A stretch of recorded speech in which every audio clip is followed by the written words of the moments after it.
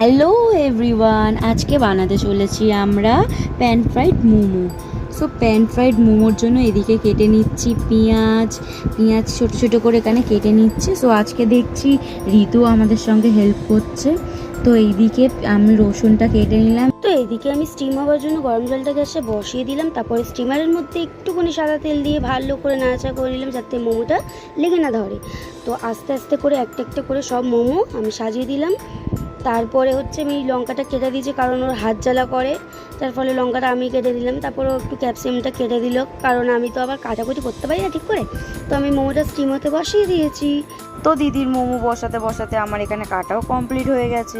তারপরে দেখি ওর মোমো হয়ে গেছে স্টিম হওয়া। এরপরে আমি আর ঋতু মিলে একটু ওর হেল্প করে দিলাম। আজকে তো ঋতু হেল্প করবে, হয়তো পাবে না।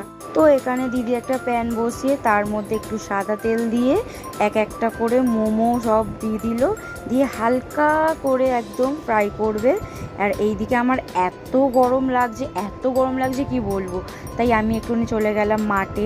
আর এইদিকে লাডুকে দেখো আমাকে দেখে কি করছে, আর এইদিকে দেখি মা আর বোন মিলে গল্প করছে।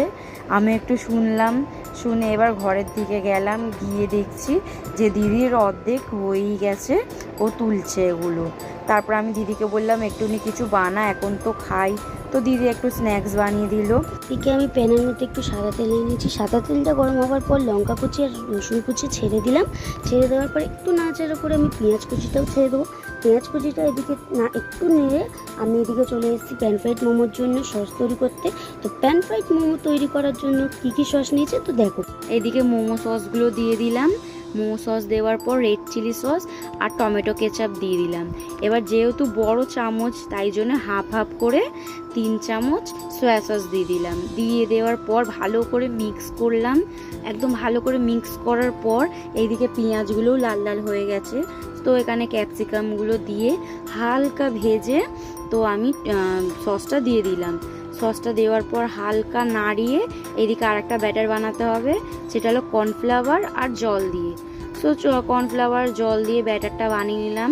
ব্যাটারটা ভালো করে মিক্স করার পর এবার কর্নফ্লাওয়ার জলটা দিয়ে দিলাম। দিয়ে একটু যেই ফুটে উঠবে তখন একটা একটা করে মোমোগুলো দিয়ে একটু নাড়িয়ে নিলাম। ভালো করে নাড়ানোর পর আমাদের এদিকে প্যান ফ্রাইড মোমো রেডি। এরপর আমি মোমোটাকে 4টে প্লেটে সার্ভ করে সবাইকে দিয়ে দিচ্ছি। সবাই তো খেয়ে ভালো বললো। যদি তোমাদেরও ভালো লাগে তাহলে তোমরাও অবশ্যই ঘরে ট্রাই করো।